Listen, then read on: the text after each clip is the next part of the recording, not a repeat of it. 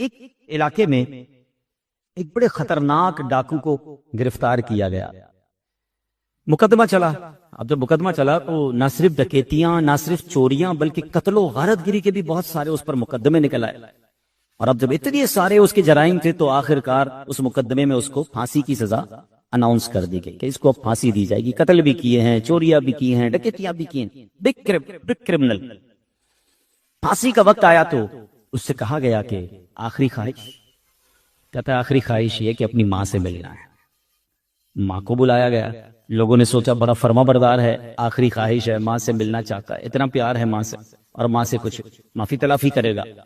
مگر جیسی ماں آئی تو اس نے ماں پر حملہ کر دیا اور ماں کو جناب نوچ رہا ہے، تکلیف پہنچا. لوگوں نے بڑی مشکل سے الگ کیا اور کہا بدبخت آدمی، ویسے ہی آخری وقت ہے، جاتے جاتے بھی ماں کو نوچ، ماں پر حملہ کر دیا.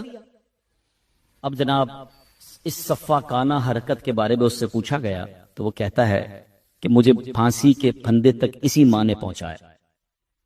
اب جا کے مجھے احساس ہوا کہ جب میں اسکول میں پڑھتا تھا تو میں جب بچوں سے لڑائی کرتا تھا تو ماں کہتی تھی بیٹا بالکل زبردست طریقے سے بدلہ لینا، چانٹا کھا کے کیوں آ گیا، تجھے تو 2 اور لگانی چاہیے تھی. کبھی میں اسکول میں جناب بچوں کے پینسل چرا کے لاتا تھا تو ماں کہتی تھی بیٹا کوئی بات نہیں، آئندہ بھی کوئی اچھی چیز لگے تو لے آنا. میری ماں نے مجھے چوری سے نہیں روکا، میری ماں نے مجھے جھگڑے سے نہیں روکا. میں سمجھا میں تو بہت اچھا کام کر رہا ہوں. جب بھی گھر کسی کی چیز اٹھا کر لاتا تھا تو ماں باپ انجوائے کرتے تھے، ہنستے تھے، مسکراتے تھے. کرتے کرتے میرے اندر ایک شیطان بننے لگا کہ پھر تو مجھے جو بھی نظر آئے مجھے لوگوں کا چھین لینا چاہیے. پھر محلے کے دوستوں میں ایسے دوستوں میں بیٹھنے لگا کہ رات رات بھر باہر رہتا تھا. ماں نے کبھی نہیں پوچھا بیٹا رات باہر کیوں ہوتا ہے. جب میں گھر میں بڑا ہو کر مہنگی مہنگی چیزیں لانے لگا تو گھر والے خوشی خوشی انجوائے کرتے تھے. کوئی نہیں پوچھتا تھا کہ موٹر سائیکل کہاں سے آ گئی تو گاڑی کہاں سے آ گئی، حالانکہ میں سب ڈکیتی اور چوری اور غلط کاموں کے ذریعے کما رہا تھا. اور پھر ایک وقت آیا کہ میں پھر اور بڑے پیمانے پر بڑا ڈاکو بن گیا، قاتل بھی بن گیا، اور آج پھانسی کے پھندے پر پہنچ گیا. اے میرے پیارے اسلامی بھائیو، یہ بظاہر تو ایک واقعہ ہے مگر یہ ہم سب کے لیے بہت بڑا درس ہے کہ بچے کو فرام دا اسٹارٹ جو سکھایا جاتا ہے نا، یہ اس کے دل پر گویا لوہے محفوظ پر لکھا جا رہا، اس کے دل کی تختی پر لکھا جا رہا ہے. اس کی سینہ جو ہے وہ بڑا کلیئر ہوتا ہے. اس بچے کو کیا پتا کیا غلط ہے اور کیا صحیح ہے. یاد رکھیے امام غزالی رحمت اللہ تعالی فرماتے ہیں بچوں کی تربیت اہم اور تاکیدی امور میں سے ہے. بچہ والدین کے پاس ایک امانت ہے. اس کا پاک دل ایک ایسا جوہر نایاب ہے جو ہر نقش و صورت سے خالی ہے. میری زبان سے لوہے محفوظ نکلا. لوہے محفوظ تو یقیناً سبحان اللہ یہ تو ایک بڑی مقدس کتاب ہے، لیکن اس کے جو دل ہوتا ہے نا وہ صاف کاغذ، ایک لوہے یعنی بلینک پیپر ہوتا ہے. امام غزالی فرماتے ہیں کہ بچہ والدین کے پاس ایک امانت ہوتا ہے، اور اب جو اس کو سکھایا جاتا ہے، جس طرف مائل کیا جاتا ہے بچہ اس طرف مائل ہو جاتا ہے. اگر اسے اچھی باتوں کی عادت ڈالی جائے، بہترین تعلیم و تربیت دی جائے تو بچہ ماشاءاللہ بڑا نیک ہوتا ہے. اب دیکھیں نا، اب یہاں ہمارے سامنے ایک بچہ بیٹھا ہے، سر پر امامہ ہے، کتنا خوبصورت لباس پہنا ہے، کسی نے تربیت کی نا. ہم دعوتوں میں جاتے ہیں، ہمیں ایسے ایسے بچے ملتے ہیں اور ایسے لباس میں ملتے ہیں، ہم خود حیران ہو جاتے ہیں کہ پتہ نہیں مسلمان کا بچہ ہے بھی کہ نہیں. اس بچے کا کیا قصور ہے؟ یعنی آپ دیکھیں آپ کو 2 قسم کے بچے ملیں گے. آپ کو کہیں بچے ایسے ملیں گے جو آپ کو آ کر بڑے ادب سے ملیں گے، بزرگوں کا ہاتھ چومتے نظر آئیں گے، سلام کرتے نظر آئیں گے. تھوڑی دیر بعد ان کی زبان پر کوئی اللہ رسول کی بات ہوگی، کوئی نعت شریف پڑھ رہا ہوگا. کچھ بچے ملیں گے جو دعوتوں میں ناچ رہے ہوں، گالیاں دے رہے ہوں. اس پہ کلیئرٹی سمجھ آ رہی ہے کہ ان بچوں کے پیچھے کا جو ماحول ہے نا وہ اس پر امپیکٹ کریٹ کر رہا ہے. بچہ یاد رکھیے ماحول سے سیکھتا ہے. آپ دیکھیں جن گھروں میں نمازیں ہوتی ہیں، چھوٹے چھوٹے بچے سر پر ٹوپی رکھیں گے، دادا کے ساتھ ابو کے ساتھ آ کر جا نماز پہ کھڑے ہو جائیں. نماز پڑھنا آتی نہیں ان کو بٹ وہ کاپی کر رہے ہیں. چھوٹی بچی ہوگی وہ دوپٹہ پہنے گی، اور دوپٹہ پہننا بھی نہیں آ رہا ہوگا مگر وہ کبھی نانی کے ساتھ امی کے ساتھ آ کر جا نماز پر کھڑی ہو جائے. کیوں؟ وہ دیکھ رہی ہے، وہ سیکھ رہی ہے. اب جس گھر میں نماز ہی نہیں ہے، جس گھر میں سارا دن ناچ گانے ہیں، جس گھر میں سارا دن فلمیں ہیں، صبح سے لے کر شام تک میوزک ہے، باپ کو جب بھی دیکھا بچوں نے کسی کو گالی دیتے ہی دیکھا، باپ کو جب بھی دیکھا اس نے جھوٹ بولتے دیکھا، ماں کو جب بھی دیکھا اس نے کسی اور کی برائی کرتے ہی دیکھا، وہ عورت اور بچے اور بچی کی کیا تربیت ہو رہی ہے؟ ہم سوچ نہیں رہے کہ یہ بچے ہی ہمارا سرمایہ ہے. یہ ہماری یوں سمجھیے میرے اور آپ کے مرنے کے بعد ہمارے لیے صدقہ جاریہ کا باعث بھی بن سکتے ہیں اور ہمارے لیے گناہ جاریہ کا باعث بھی بن سکتے ہیں. قرآن مجید فرقان حمید میں اللہ کیا ارشاد فرماتا ہے یا ایھا الذین آمنوا قوا انفسکم واہلیکم نار، اے ایمان والو، یاد رکھیے جتنی آیتیں اے ایمان والو کہہ کر ہے نا بڑی امپورٹنٹ ہے. اللہ کریم نے 6600 سے زیادہ آیتیں قرآن میں، مگر اونلی 89 ٹائمز ہی ڈائریکٹلی آرڈرڈ، ڈائریکٹلی اس نے بات کی ایمان والوں سے، صرف 89 ٹائمز. پورے 6600 آیتوں میں یہ 89 آیتوں کو پہلے پڑھ لیجئے جناب. اگر ابھی تک نہیں پڑھی تو مجھے یہ دل میں دھچکا ہونا چاہیے کہ اللہ نے مجھ سے کیا بات کی ابھی تک میں نے نہیں پڑھا ہے. تو یہ 89 آیتیں الگ سے بھی آپ کو ماشاءاللہ سجیسٹ کر دیتا ہوں. بک کا نام، کتاب کا نام بھی اے ایمان والو ہے، دعوت اسلامی نے جاری کر دی ہے. وہ 89 آیتیں الگ کر دی گئی ہیں، اس کا ترجمہ بھی ہے اور اس کی تفسیر بھی ہے، ویری شارٹ. ایوری آیت 2-3 پیجز پڑھ لے، اگلے 2-3 مہینوں میں آپ کم از کم یہ تو کہہ سکیں گے کہ یار اللہ نے جو مجھ سے بات کی نا قرآن میں، وہ میں نے ڈائریکٹلی وہ تو پڑھ لی. اب یہ ان میں سے ون آف دیم آیت ہے، وہ ایک آیت ہے. اللہ فرماتا ہے یا ایھا الذین آمنوا، اے ایمان والو، قوا انفسکم واہلیکم نارا، اپنی جانوں اور اپنے گھر والوں کو اس آگ سے بچاؤ. جہنم کی آگ سے بچانے کی کوشش کرنے کا حکم جو ہے مجھے اور آپ کو قرآن دے رہا ہے. آپ بتائیے، اللہ نہ کرے آپ کا بچہ سویا ہوا ہو اور گھر میں آگ لگ جائے، آپ بچے کو کیسے اٹھائیں گے؟ آرام آرام سے اٹھائیں گے. اور اگر وہ نہیں اٹھے گا تو آپ کہیں گے چلو سونے دو یار، بیچارے کی نیند خراب ہو رہی. آپ اس کو نہیں اٹھے گا تو اٹھا کے نکل جائیں گے گھر سے کہ آگ لگی ہوئی ہے. مگر فجر کی نماز کے وقت بچہ سویا ہے تو ہمارے پاس اٹھانے کا ٹائم نہیں، بلکہ والد کو خود نہیں اٹھنا تو وہ بچے کو کیا اٹھائے گا؟ بچہ ہمارے سامنے غلط کام کر رہا ہے مگر ہم کہتے ہیں یار ابھی بچہ ہے. قرآن کہہ رہا ہے اپنے گھر والوں کو، اپنی فیملی کو آگ سے بچاؤ. تو جس طرح دنیا کی آگ لگنے پر ہم زبردستی منت کر کے کچھ بھی کر کے اس کو بچاتے ہیں، اگر میری فیملی میں کوئی میرا فیملی ممبر ہے اور خاص طور پہ میری اولاد ہے اور مجھے لگ رہا ہے کہ یہ غلط کاموں کی طرف جا رہی ہے، تو والد اور والدہ کی یہ ذمہ داری بنتی ہے، ایک حد تک ذمہ داری بنتی ہے کہ ہم اس کو روکیں، اس کو بچائیں، اس کی تربیت کریں. اور خدا کی قسم جس کی اولاد نیک ہے، میں سمجھتا ہوں دنیا کی سب سے بڑی دولت جو ہے نا، ہم سمجھتے پیسہ ہے، ہم سمجھتے دنیا میں جناب میرا نام ہو گیا. آپ کے پاس اربوں روپے ہیں، اگر اولاد نافرمان ہے نا تو آپ کو اندازہ ہی نہیں یہ دکھ کیا ہے. پوچھو ان ماں باپ سے جن کی اولاد نافرمان ہے، جو ماں باپ کی عزت نہیں کرتی، جو ماں باپ ان کو دیکھ کر رو رہے ہوتے ہیں. پیسے بہت ہیں مگر بیٹا ان کے سامنے جو ہے ان کے اونچی آواز میں بات کرتا ہے، ماں باپ کا ادب نہیں کرتا. راتیں کدھر گزر رہی ہیں ماں باپ کو پتا نہیں. ان کو یہ خوف رہتا ہے میرا یہ مال میرے مرنے کے بعد اولاد کس جگہ خرچ کرے گی. یہ دکھ بہت بڑا ہے. اللہ کسی دشمن کو بھی اولاد کا دکھ نہ دکھائے. اور جس کی اولاد نیک ہے، اللہ اکبر، یہ سب سے بڑی دولت ہے. میں ایک مشورہ دوں گا، ویسے تو جتنا ہو سکے اپنی اولاد کی تربیت کریں، مگر ایٹ لیسٹ ایک ٹارگٹ ضرور لیجئے گا کہ میں نے اپنی زندگی میں اپنی اولاد کو 5 وقت کا نمازی ضرور بنانا ہے. ٹھیک ہے؟ اور اس کا فائدہ پتہ کیا ہو کہ پہلے یہ سمجھیے کہ نیک اولاد ماں باپ کو مرنے کے بعد کیسے کام آتی ہے. حضرت عیسیٰ علیہ نبینا علیہ الصلوۃ والسلام اللہ کے نبی ہیں، اور اللہ کے نبیوں کو اللہ نے بڑے کمال دیے ہوتے. ایک بار کہیں سے گزر رہے تھے تو آپ نے ایک قبر کے پاس دیکھا کہ نظر آپ کی ایسی تھی کہ آپ نے قبر کے اندر کے حالات دیکھے، اس پر عذاب ہو رہا. آپ ٹریول پہ کہیں جا رہے تھے، واپس آئے تو اسی قبر میں نور انوار کی بارش ہو رہی تھی. آپ حیران ہو گئے، آپ نے اللہ سے کہا یا اللہ کچھ دنوں پہلے تو اس قبر پر عذاب، آج یہاں برکتیں، بڑے مزے میں ہے مردہ. اللہ نے فرمایا موسیٰ بندہ بڑا گناہگار تھا، خطائیں کرتا تھا، مر گیا، اس کی عذاب ہو رہا تھا. مگر جب یہ مرا تھا نا، اس نے اپنی وائف کو پریگننٹ چھوڑا تھا، اس کی وائف حاملہ تھی، اس کو بچہ ہوا، بچہ بڑا ہوا. اور اے موسیٰ جب بچہ وہ بڑا ہو کے مدرسے میں گیا نا، اس نے مجھے قاری صاحب نے کہا پڑھو بسم اللہ الرحمن الرحیم. اس بچے نے پڑھا بسم اللہ الرحمن الرحیم. اے موسیٰ اے عیسیٰ مجھے حیا آئی کہ میں اس کے باپ کو زمین کے اندر عذاب دوں جس کا بیٹا مجھے زمین کے اوپر رحمان اور رحیم کے نام سے پکارا. صرف بیٹے کے بسم اللہ الرحمن الرحیم پڑھنے کی برکت سے اس کے والد کی بخشش ہو. اولاد نیک ہونا تو وارے نہیں آ رہے ہیں. ہاں قبر میں قیامت تک آپ کو یہ سمجھیے برکتیں برکتیں ہیں. بیٹا دعائیں کرنے والا ہو، بیٹی دعائیں کرنے والی ہو، عبادت کرنے والی ہو. لیکن ہم کہتے ہیں نہیں فلاں یونیورسٹی میں پڑھ لے گا نا تو بڑا ڈپلوما مل جائے، بڑی سرٹیفکیٹ. ہمیں یہ فکر ضرور ہے کہ میرا بیٹا جناب یہ تعلیم حاصل کر لے. نہ قرآن سکھاتے ہیں، نہ نماز سکھاتے ہیں، نہ دین سکھاتے ہیں. آپ کو ایک اور بڑی ہارٹ ٹچنگ بات کہہ دیتا ہوں، عقل مند یہ جملہ پک کر لیں گے. جب بیٹا بڑا افسر بن جاتا ہے نا، دنیا کی کوئی بہت بڑی ڈگری حاصل کر لیتا ہے، میں سب کے لیے نہیں کہہ رہا، میجورٹی کی بات ہو رہی ہے، تو بعض اوقات ماں باپ ڈرتے ہیں کہ بیٹے کو برا نہ لگ جائے. میرا بیٹا بڑا افسر ہے، میرا بیٹا بڑا ڈاکٹر ہے، میرا بیٹا بڑا پولیس والا بن گیا ہے، بڑا افسر، بہت بڑا آدمی ہے، ماں باپ ڈرتے ہوئے بات کر رہے ہیں۔ لیکن اگر بیٹا عالم دین بن جائے نا، بیٹا مفتی بن جائے، بیٹا واقعی دیندار بن جائے، بیٹے کو ہمیشہ ڈر لگتا ہے میرے باپ ناراض نہ ہو جائے۔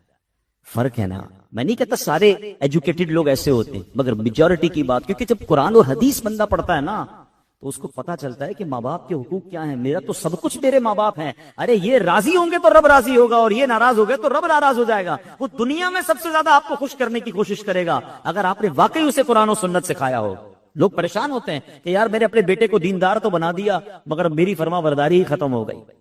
ایک بڑا خوبصورت جملہ ہے، تم اپنے بیٹے کو دین کے حوالے کر دو، دین وہ بیٹا تم تربیت کر کے تمہارے حوالے کر دے گا۔ تو سب سے پہلے اپنی اولاد کی شریعت کے مطابق تربیت کریں۔ میں جملہ کہہ رہا تھا کہ اپنی اولاد کو کم از کم 5 وقت کا نمازی ضرور بنائیے گا۔ اس کا پتہ فائدہ کیا ہوگا؟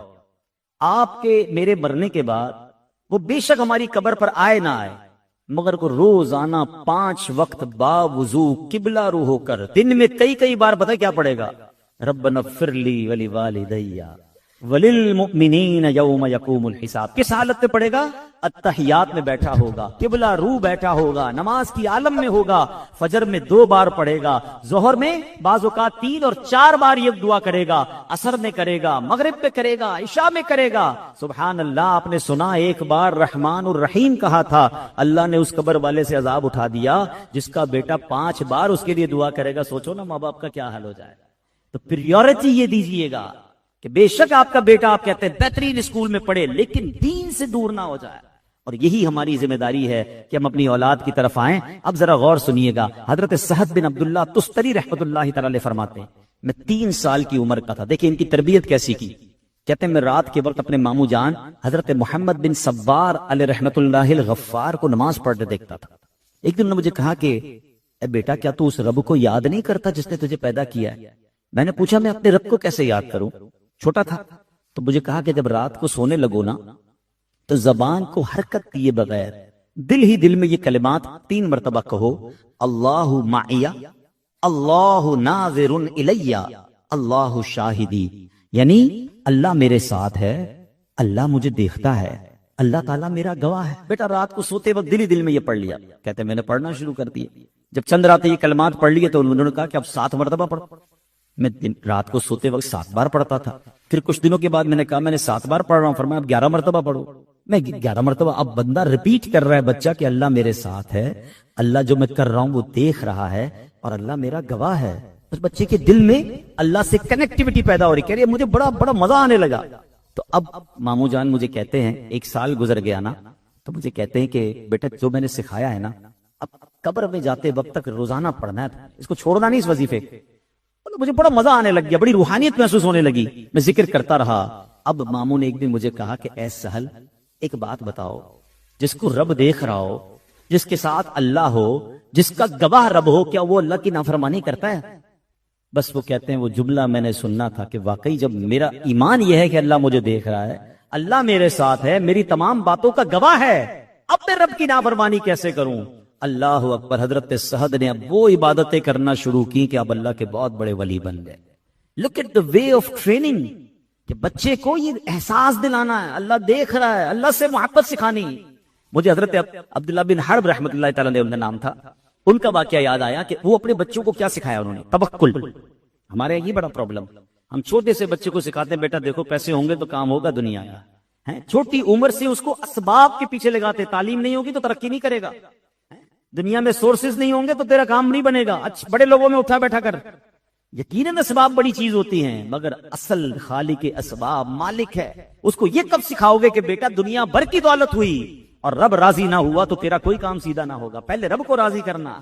دنیا کے سارے بڑے لوگوں سے تیرا رابطہ ہے، اگر رب تجھ سے ناراض ہے تو تیری زندگی میں کوئی ترقی نہیں ہونی، اللہ کو راضی کرنا پہلے ضروری ہے۔ حضرت عبداللہ بن حرب رحمۃ اللہ تعالی علیہ، ان کا بیٹا تھا چھوٹا تھا۔ دیکھیں بچوں کی تربیت کے نرالے انداز، اپنے بچے کو کہتے ہیں بیٹا جب بھی کھانا کھانا ہو نا تو اللہ سے مانگ، اور یہ ایک جگہ ہے محراب گھر میں بنی ہوئی تھی، کہ یہاں بیٹھو کہ دعا کرو گے یا اللہ مجھے کھانا دے دے تو میرے کھانا مل جائے۔ اس بچے کو دوپہر کو بھوک لگتی، وہ محراب کے پاس جاتا، ان کی جو زوجہ تھی نا انہوں نے پلان یہ کیا تھا کہ جب بیٹا دعا کرے تم نے محراب میں کھانا رکھ دیا تاکہ بچے کو یہ پتا ہو کہ اصل دینے والی ذات، رزق دینے والا رب ہے. بچہ کسی اور سے نہ مانگتا، دوپہر کو جا کر دعا کرتا تو کھانا مل جاتا، رات جا کر دعا کرتا کھانا مل جاتا، ان کی زوجہ جا کر وہ کھانا رکھ دیا کرتا. ایک دن کچھ عرصہ ہو گیا تو ان کی زوجہ گھبرائی ہوئی آپ کے پاس آئی اور کہتی حضور بڑا معاملہ ہو گیا. کہ کیا ہوا؟ کہ آج میں کھانا دینے کے لیے دیر ہو گئی مجھے، اور میں جب دوڑتی ہوئی گئی کہ بیٹے نے دعا کی ہوگی تو دیکھا وہ کھانا کھا رہا ہے. تو میں نے کہا بیٹا یہ کھانا کہاں سے آیا؟ کہا اللہ کی طرف سے آیا، روزی تو اللہ کی طرف سے آتا ہے. تو کھانا اس کو کس نے دیا؟ میں نے تو دیا ہی نہیں. تو وہ بزرگ فرماتے ہیں بس مجھے اسی دن کا انتظار تھا، اب تمہیں کھانا دینے کی ضرورت نہیں، اب اس کو غیب کے خزانوں سے خود عطا کر دیا جائے گا. یعنی اس کا کنیکشن وہ بن گیا اللہ سے، اس کا بھروسہ وہ بن گیا کہ اب اس کی غیب سے مدد ہونا شروع ہو گئی. مگر آج ہم ڈیلیبریٹلی یا انڈیلیبریٹلی، یا تو جانتے ہوئے یا بغیر جانتے رہے، اپنے بچوں کو سخاوت سے دور کر رہے ہیں، اپنے بچوں کو توکل سے دور کر رہے ہیں، اپنے بچوں کو بزدل بنا رہے ہیں. اللہ پر بھروسہ کب سکھاؤ گے؟ علماء کہتے ہیں بہترین تحفہ ہے باپ کی طرف سے اگر باپ اپنی اولاد کو سخی بنائے. سخاوت کیسے آتی ہے؟ کہ آپ اللہ کی راہ میں اگر خرچ بھی کریں تو اپنی اولاد کے ہاتھ سے کریں، انہیں سکھائیں کہ کیسے خرچ کرنا ہے. بیٹا یہ کسی غریب کو دے دو، یہ مسجد میں دے دو، تاکہ اسے پتا چلے کہ یہ خرچ کرنا بھی ضروری ہے، اور اس کو سمجھائیں کہ آج ہم یہ خرچ کر رہے ہیں، اس کی برکت سے اللہ ہمیں دنیا میں عطا فرماتا ہے، اس کی برکت سے ہمیں جنت کی نعمتیں عطا فرمائے گا. اپنی زکات دیتے وقت ایک اور بڑا پرابلم ہے.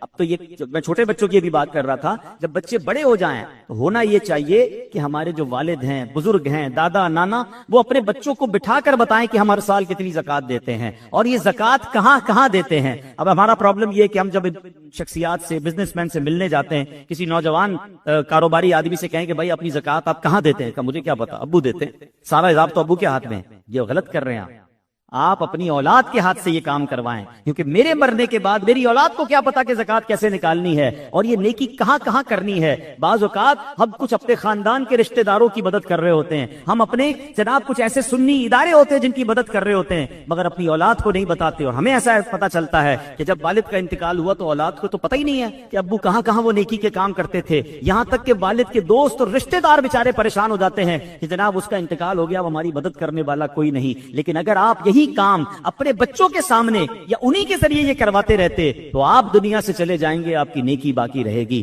تو عقل مند وہ ہوتا ہے جو اپنے بچوں کو اپنی زندگی میں ہی نیکی کے کاموں میں آگے بڑھائے اور ان کی تربیت کرے. مگر حال یہ ہے میرے پیارے اسلامی بھائیوں کہ آج اولاد کی دانستہ یا غیر دانستہ غلط کاموں کی تربیت ہو رہی ہے. باپ بیٹے کے سامنے جھوٹ بول رہا ہے، وہ کیسے امید کرتا ہے کہ یہ بیٹا سچ بولے گا؟ بیٹا چھوٹا ہے، گھر میں فون آیا، والد کہتا ہے بیٹا فون اٹھا کے کہہ دو ابو سو رہے ہیں. اب بچہ تو دیکھ رہے ہیں نا ابو جاگ رہے ہیں. اب آپ اس بچے کی تربیت کر رہے ہیں کہ جب موڈ ہو جھوٹ بول دیا کرو. وہ آج آپ کے سامنے کہہ دے گا ابو سو رہے ہیں، مگر کل یہی بڑا ہو کر آپ کے سامنے بھی جھوٹ بول رہا ہو، آپ کو بھی گھما رہا ہوگا. آپ کہیں گے بیٹا کدھر ہو، اتنی دیر سے کیوں آئے ہو؟ تو کہے گا ٹریفک جام تھی. اس نے کہا ابو آپ نے سکھایا تھا جھوٹ بولنا، اب آپ ہی کو گھماتا رہوں. نہیں، بچپن سے ہی بچے کو یہ پتا چلے کہ جھوٹ یہ جہنم میں لے جانے والا کام، یہ اللہ کو ناراض کرنے والا کام ہے. مزیدار تربیت یہ ہے کہ بیٹے سے غلطی ہو وہ اتنا ہمت والا ہو کہ آپ کے سامنے آ کر بتائے کہ مجھ سے غلطی ہوئی ہے. اس کو پتا ہو کہ میں اپنے والد کے سامنے جھوٹ نہیں بول سکتا. اور آپ کا بھی یہ انداز ہونا چاہیے کہ اگر بچے نے اپنی غلطی مان کر سچ کہہ دیا تو اسے سزا نہ دیں، کم از کم اس کو اس سچ پر اپریشیٹ کریں کہ ماشاءاللہ چلو کوئی بات نہیں، تم نے سچ تو بتایا، تاکہ سچ کا حوصلہ پیدا ہو. سانچ کو آنچ نہیں ہے. مگر وہ بے وقوف لوگ اپنے سامنے اپنے بچوں کی، یہ مائیں بھی جو ہیں، آپ سمجھتے ہیں کہ آپ اپنے بچوں کے سامنے اپنی ساس کی برائی کریں تو یہ بچوں کی تربیت ہو رہی ہے. آپ بچوں کے سامنے اپنے شوہر کی برائی کریں چاہیے بچوں کی تربیت ہو رہی ہے. بچوں کو پتا چل رہا ہے کہ ماں باپ کا آپس میں رشتہ کیسا خراب چل رہا ہے. ماں میری نانی کے بارے میں، میری دادی کے بارے میں کیا بات کرتی، ہم نہیں سمجھ رہے. یہ کوڑا کاغذ ہے. They are getting something from you. وہ روز گھر میں یا تو نیگیٹیوٹی کو ایبزارب کر رہے ہیں، یا جناب وہ روز گھر میں پوزیٹیوٹی حاصل کر رہے ہیں، وہ دین سیکھ رہے ہیں. اللہ کرے یہ بات سمجھ آ جائے. لیکن یہ جو لالچ ہے نا، یہ کتنی بری بلا ہے اور کس طرح دنیا میں انسان برباد ہوتا ہے. میں آپ کو ایک واقعہ سناتا ہوں، پھر انشاءاللہ اپنے بیان کو کنکلوڈ کرتا ہوں کہ یہ جو مال کی محبت آج کل سکھائی جا رہی ہے، لالچ جو دلوں میں اتاری جا رہی ہے، خدا را کبھی اپنے بچے کو مال کا لالچی مت بنائیے گا. اس کو دین سیکھنے والا اور جس کہتے ہیں سخی دل ہو. مال کی محبت کی بجائے اللہ اور اس کے رسول سے محبت آپ دے دیں. مال کہیں نہیں جاتا، جو نصیب میں ہے وہ مل کر رہے گا. لیکن اگر اولاد اگر صرف مال کے پیچھے بھاگتی رہی تو پھر وہ حلال اور حرام کی تمیز بھی اٹھا دے گی. حضرت عیسیٰ علیہ نبی علیہ السلام کا واقعہ ویری امیزنگ اسٹوری, ذرا غور سے سنیے گا. ان کی خدمت میں ایک آدمی نے عرض کی تو حضور آپ اللہ کے نبی ہیں, اتنی عظیم ہستی ہیں, میں آپ کے ساتھ کچھ وقت گزارنا چاہتا ہوں, آپ کی خدمت میں رہوں گا, آپ کی غلامی اختیار کروں گا, آپ مجھے موقع دے دیں. آپ نے اس کو اجازت دے دی کہ چلو ٹھیک ہے ساتھ رہو. سفر پہ کہیں جا رہے تھے. حضرت عیسیٰ بڑے سادہ رہتے تھے, ان کے ساتھ بہت ساز و سامان نہیں ہوتا تھا, بڑی غربت والی, بڑی فقر و فاقہ والی, اللہ والی زندگی ان کی, اب کمال کی زندگی تھی. تو وہ کہیں جا رہے تھے تو نہر کے کنارے پہنچے. آپ نے کہا کہ چلو کھانا کھا لیتے.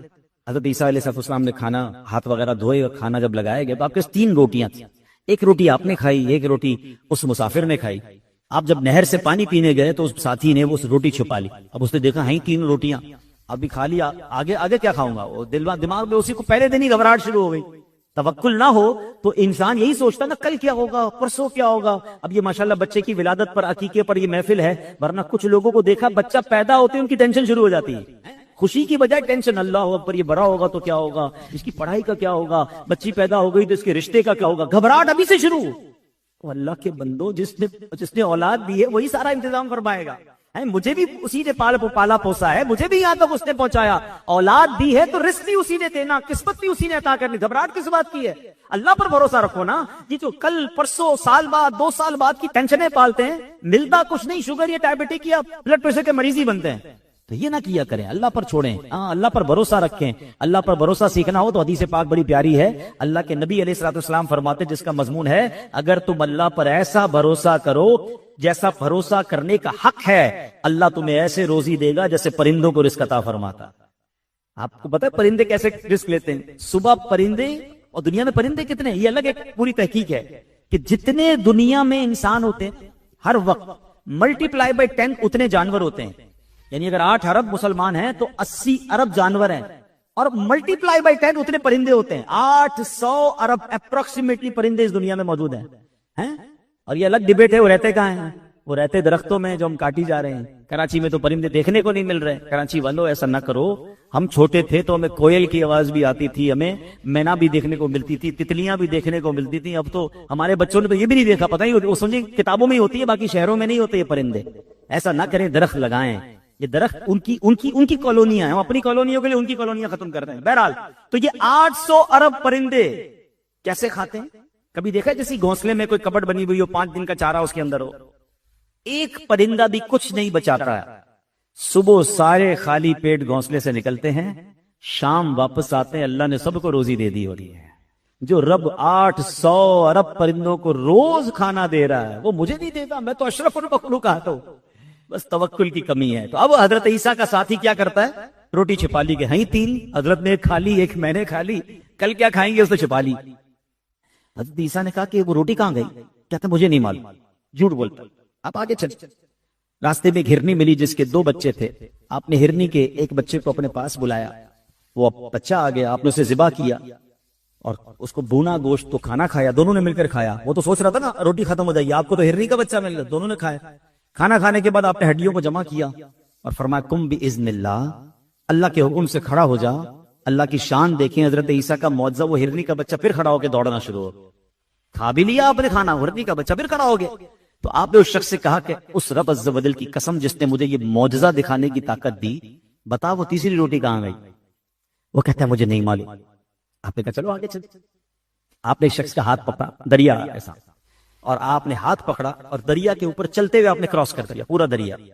جب کراس کر گئے تو آپ نے فرمایا اس خدا کی قسم جس نے مجھے یہ معجزہ عطا فرمایا, سچ بتا وہ تیسری روٹی کہاں؟ وہ بندہ کہتے رہے ایک جھوٹ بول دے. اب اس کو اس بات کو چھپانے کے لیے ہوتا ہوگا کہ آپ میں سے کوئی بھی کبھی جھوٹ کیوں بولے بھائی, وہ بھی غلطی بتا دیں. وہ بھی ایک جھوٹ بچانے کے لیے اگلا جھوٹ کہہ رہا ہے مجھے نہیں پتا وہ روٹی کہاں. اللہ کے نبی کو بار بار ڈینائی کر رہا ہے, بار بار منع کر رہا ہے مجھے نہیں معلوم. چلتے چلتے ریگستان میں پہنچ گیا. اب جب وہاں پہنچے تو آپ نے ایک ریت کی ڈھیری بنائی اور کہا کہ اللہ پاک کے حکم سے سونا بن جا. وہ پورا ریت کا ڈھیر جو ہے نا وہ گولڈ بن گیا. آپ نے اس کے 3 حصے کیے. اب آپ تو آپ تھے نا, ایک حصہ آپ نے اپنے پاس رکھا, ایک اس کو دیا, اور اب کہا یہ تیسرا حصہ اس کا ہے جس کے پاس تیسری روٹی ہے. وہ جو روٹی کا لالچی تھا وہ سونا کدھر سے چھوڑتا, کہتا حضرت معاف کر دیجئے میں ہی وہ ہوں, میرے پاس ہی روٹی ہے. آپ نے کہا بیٹا یہ تینوں سونے کے ڈھیر تیرے, جھوٹے کو میں اپنے ساتھ نہیں رکھ سکتا. Actually he tries to find the guy. وہ جاننا چاہ رہے تھے یہ بندہ ہے کیسا. جب پتا چل گیا جھوٹا ہے, آپ نے وہ گولڈ پورا اسے دیا, سونا دیا, اور اب چلے گئے چھوڑ کر, میرے ساتھ نہیں رہ سکتے. یہاں ایک اور بات سیکھنے کو ملی کہ قرآن کیا کہتا ہے, کونوا مع الصادقین, سچوں کے ساتھ رہو, جھوٹے کے ساتھ نہیں.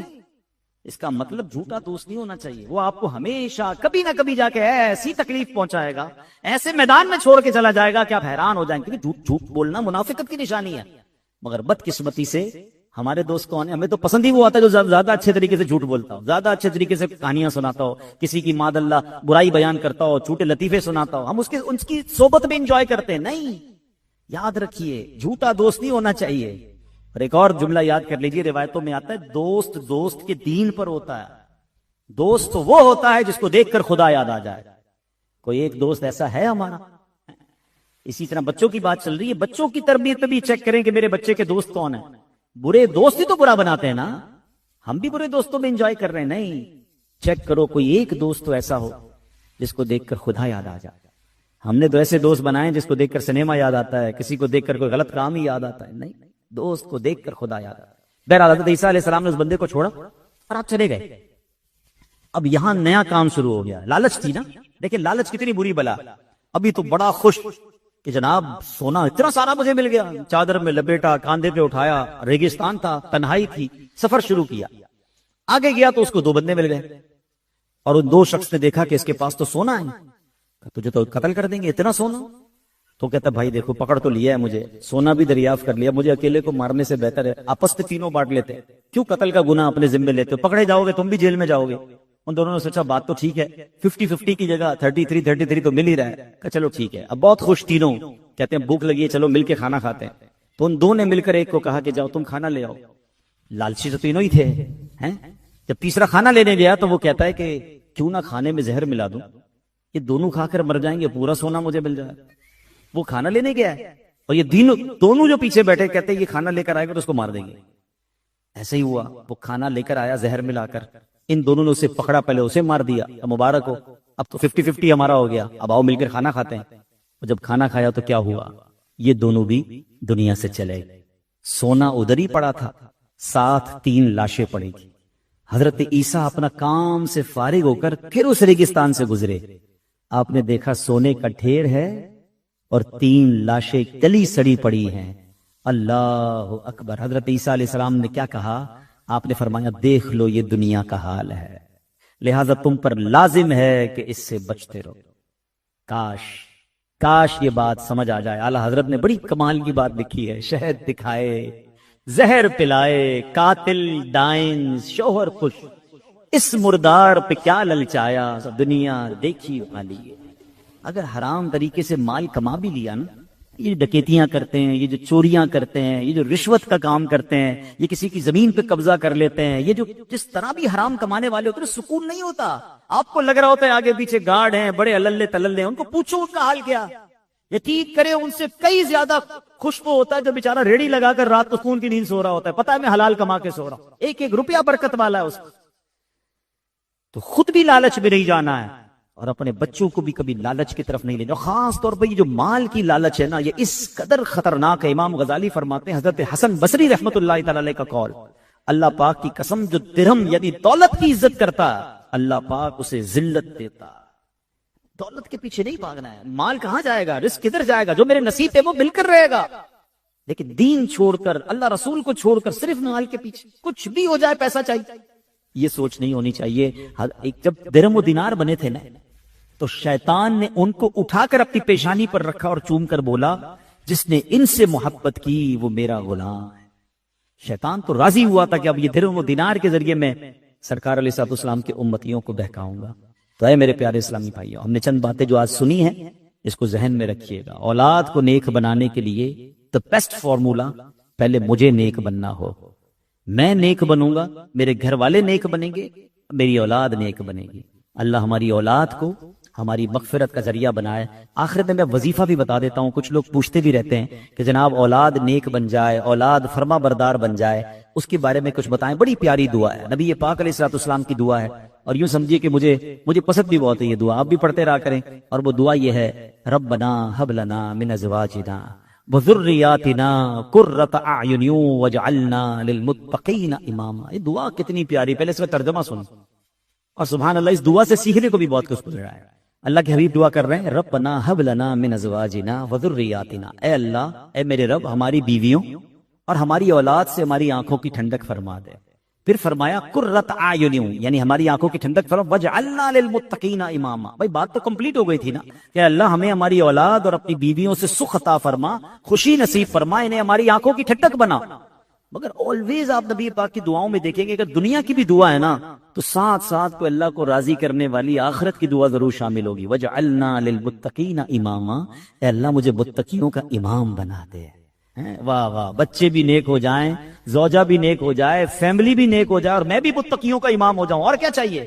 تو علماء کہتے ہیں کہ اس کو ہر نماز کے بعد، اول آخر درود شریف کے بعد یہ دعا ایک بار پڑھ لیں، انشاءاللہ بچے سنتوں کے پابند بنیں گے اور گھر میں بہت خوبصورت ماحول، امن و سکون والا ماحول ہو جائے گا.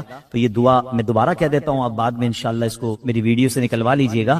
اللہم ربنا ھب لنا من ازواجنا وذریاتنا قرۃ اعین واجعلنا للمتقین اماما. ہم اللہ سے دعا کرتے ہیں یہ دعا ہم سب کے اور ہم سب کے گھر والوں کے حق میں قبول فرمائے. اچھا، بچہ اگر نافرمان ہو گیا ہے، سویا ہوا ہو، تو اس کے سرہانے کھڑے ہو کر یہ جو آیت میں پڑھ رہا ہوں ایک بار اتنی آواز سے پڑھیں کہ اس کی آنکھ نہ کھلے. اول آخر درود پاک پڑھ لے 11 بار، 11 دن تک یا 41 دن تک یہ آپ نے پڑھنا ہے. اور یہ آیات کیا ہیں؟ بسم اللہ الرحمن الرحیم، بل ہوا قرآن مجید فی لوح محفوظ. یہ اولاد کے سرہانے پہ کھڑے ہو کر اتنی آواز سے پڑھیں کہ وہ سن لے مگر اس کی آنکھ نہ کھلے. ٹھیک ہے، اول آخر درود شریف کے ساتھ 11 تا 41 دن تک آپ نے پڑھنی ہے یہ آیتیں. انشاءاللہ وہ بچہ جو ہے وہ فرما بردار ہوگا. اللہ ہماری اولاد کو ہماری آنکھوں کا نور بنائے. جو بے اولاد ہیں اللہ انہیں نیک اور صالح اولاد عطا فرمائے. جو صاحب اولاد ہیں، جو بے اولاد ہیں، اللہ نیک اور صالح اولاد عطا فرمائے. اور جو صاحب اولاد ہیں اللہ ان کی اولاد کو ماں باپ کی آنکھوں کا نور اور مغفرت کا ذریعہ بنائے. آخر میں یہ عرض ہے کہ دعوت اسلامی کا ماحول ہے جو ہمارے بچوں کی، خود ہمارے گھر والوں کی تربیت کا اہتمام کرتا ہے. خواتین کے لیے لیڈیز کے پروگرامز موجود ہیں، مردوں کے لیے مردوں کے اجتماعات اور قافلے اور مدرسے موجود ہیں، بچوں کے لیے بچوں کے انسٹیٹیوٹس موجود ہیں. دعوت اسلامی پورا فیملی پیکج ہمیں دیتی ہے. پوری فیملی مل کر بیٹھ کے کچھ دیکھنا چاہتے ہیں تو مدنی چینل موجود ہے. تو ہر طرف ہمارے لیے اہتمام ہے. تو دعوت اسلامی کے ساتھ منسلک ہو جائیں. انشاءاللہ ہم نے دیکھا کہ یہ وہی دعوت اسلامی ہے کہ جس نے جو ماں باپ کی بات نہیں سنتے تھے ان کو ماں باپ کا فرما بردار بنا دیا، لاکھوں کو عالم اور حافظ بنا دیا. اور پوری دنیا میں آپ اگر بیرون ملک سفر کریں، ماشاءاللہ زہیب بھائی تشریف لائے ہیں، آپ یورپ جائیں، افریقہ جائیں، جدھر جائیں، وہ ممالک جہاں کے نوجوان بڑے ماڈرن، مگر وہاں ہم نے سنتوں کے پابند جب نوجوان علماء دیکھے تو آنکھیں ٹھنڈی ہوئی کہ سبحان اللہ، دعوت اسلامی نے کیا کر دکھایا. ہم اگر چاہتے ہیں کہ میری اولاد میری مغفرت کا ذریعہ بنے تو دس از دا بیسٹ وے کہ اپنی اولاد دعوت اسلامی کے ماحول سے وابستہ کریں. اس کے بعد آپ اس کی خوشیاں دیکھیں گے، اللہ کرے گا آپ کی آنکھیں ٹھنڈی ہوں گی. اللہ پاک آج کی محفل کو اپنی بارگاہ میں قبول فرمائے. آمین بجاہ نبی امین. افضل ترین وظیفہ، جی ہاں، صحابی رسول حضرت شداد بن اوس رضی اللہ تعالی فرماتے ہیں کہ ہم صحابہ کرام علیہ رضوان اللہ پاک کے آخری نبی رسول ہاشمی صلی اللہ تعالی علیہ وسلم کی خدمت میں حاضر تھے. آپ علیہ الصلوۃ والسلام نے ہم سے پوچھا، حل فیکم غریب، کیا کوئی تم میں اجنبی تو نہیں بیٹھا؟ صحابہ کرام نے کہا نہیں حضور، ہم سارے مسلمان ہی ہیں اور کوئی غیر نہیں ہے. تو نبی پاک علیہ الصلوۃ والسلام نے فرمایا اچھا ایسا کرو، دروازے بند کر دو. صحابہ نے دروازے بند کر دیے. اب آپ علیہ الصلوۃ والسلام نے فرمایا ارفعوا ایدیکم وقولوا لا الہ الا اللہ، ہاتھ اوپر اٹھا لو اور لا الہ الا اللہ پڑھنا شروع کر دو. حضرت شداد بن اوس کہتے ہیں ہم سب نے ہاتھ اوپر اٹھائے اور کلمہ پاک پڑھنا شروع کر دیا. کچھ دیر اسی طرح ہم ذکر کرتے رہے، نبی پاک ذکر کرواتے رہے، اور اس کے بعد مالک جنت قاسم نعمت صلی اللہ تعالی علیہ وسلم نے خوشخبری سناتے ہوئے فرمایا ابشروا فإن اللہ قد غفر لکم، تمہیں بشارت ہو کہ بے شک اللہ پاک نے تمہیں بخش دیا ہے. مزید آپ علیہ السلام نے یہ بھی فرمایا کہ الحمدللہ، اے اللہ پاک تو نے مجھے یہ پاکیزہ کلمہ دے کر بھیجا، اسے پڑھنے کا حکم دیا اور اس پر جنت کا وعدہ بھی فرمایا، بے شک تو اپنے وعدے کے خلاف نہیں کرتا۔ سبحان اللہ۔ تو کلمہ طیبہ افضل الذکر لا الہ الا اللہ، اس کے کمال کے فضائل ہیں۔ کیا خوبصورت کہ اللہ کریم نے قرآن مجید میں ہمیں یوں سمجھیے زندگی کو آسان بنانے کا ایک فارمولہ عطا فرمایا، اور کیا فرمایا؟ وَقُولُوا لِلنَّاسِ حُسْنًا، اور لوگوں سے اچھی بات کہو۔ آپ یقین کریں جس نے اس فارمولے پر عمل کر لیا نا، اس کی زندگی آسان، اس کی فیملی خوش، اس کے دوست راضی، وہ ہر جگہ ترقی کرنے لگتا ہے۔ اب آپ خود دیکھیں، ایک دکاندار ہے، سودا بڑا اچھا ملتا ہے، مگر جب جاؤ اس کی زبان پر سختی ہے، گالیاں ہیں، جھاڑتا ہے، سودا ایسے دیتا ہے جیسے بھیک دے رہا ہے۔ ادھر گاہک جائیں گے، یا ایک ایسا دکاندار ہے جو ہر آنے والے گاہک سے محبت سے بات کر رہا ہے، پیار سے بات کر رہا ہے، طبیعت بھی پوچھ رہا ہے، بندہ کہتا ہے بڑا با اخلاق ہے۔ اخلاق کی برکت سے کاروبار بھی بڑھتا ہے، اخلاق کی برکت سے عزت بھی بڑھتی ہے، ترقی ملتی ہے اس کو۔ ایک ہی ادارے میں دو بندے جاب کر رہے ہیں، ایک سب سے دوستی، پیار، محبت، ٹیک کیئر کرنے والا، اور ایک سب سے لڑنے والا، بتاؤ ترقی کس کو ملے گی؟ با اخلاق کو ترقی ملے گی۔ یعنی یہ وقولوا قولا، یہ جو فرمایا نا قرآن کا جو حکم ہے کہ وقولوا للناس حسنا، لوگوں سے اچھی بات کہو، یہ آپ کے کاروبار میں ترقی کروا دے گا، یہ آپ کی نوکری میں ترقی کروائے گا، یہ آپ کی عزت میں ترقی کروائے گا، یہ آپ کے فیملی میں محبتوں کو بڑھائے گا۔ یہ ایک چھوٹا سا حکم جو ہے نا، وہ میری پوری لائف کو آسان کر سکتا ہے۔ لیکن لوگوں کو یہ بات سمجھ نہیں آتی، کچھ لوگوں کے منہ سے پھول جھڑتے ہیں اور کچھ لوگوں کے زبان سے انگارے جھڑتے ہیں۔ انہیں احساس نہیں ہو رہا کہ میں کتنوں کا دل توڑ رہا ہوں، کتنوں کو تکلیف پہنچا رہا ہوں۔ کاش یہ بات ہمیں سمجھ آ جائے۔ سرور کائنات علیہ الصلوۃ والسلام فرماتے ہیں، بے شک اللہ عز و جل نے ایک فرشتہ میری قبر پر مقرر فرمایا ہے، ان اللہ وکل بقبری ملکا۔ اور پھر آقا فرماتے ہیں اللہ تعالیٰ نے جسے تمام مخلوق کی آوازیں سننے کی طاقت عطا فرمائی۔ پھر آقا فرماتے ہیں پس کوئی قیامت تک جب مجھ پر درود پاک پڑھتا ہے تو وہ مجھے اس کا اور اس کے باپ کا نام پیش کرتا ہے اور کہتا ہے فلاں بن فلاں نے یا رسول اللہ آپ پر درود بھیجا ہے۔ تو گویا مطلب یہ ہوا کہ بارگاہ رسالت میں حاضری کا ٹکٹ ہے، درود پاک اپنا معمول بنا لیجئے۔ صلو علی الحبیب صلی اللہ تعالی علی محمد صلی اللہ علیہ وسلم۔ اے اللہ ہمیں اس حال میں مت رکھ جس میں ہم راضی ہیں، ہمیں اس حال میں رکھ جس میں تو راضی ہے۔ اللہ راضی تو بس خیر ہے، جو بھی ہوگا، اگر وہ ہمیں کسی آزمائش کو بھیج بھی رہا ہے یہ بھی میرے لیے بہتری ہوگی۔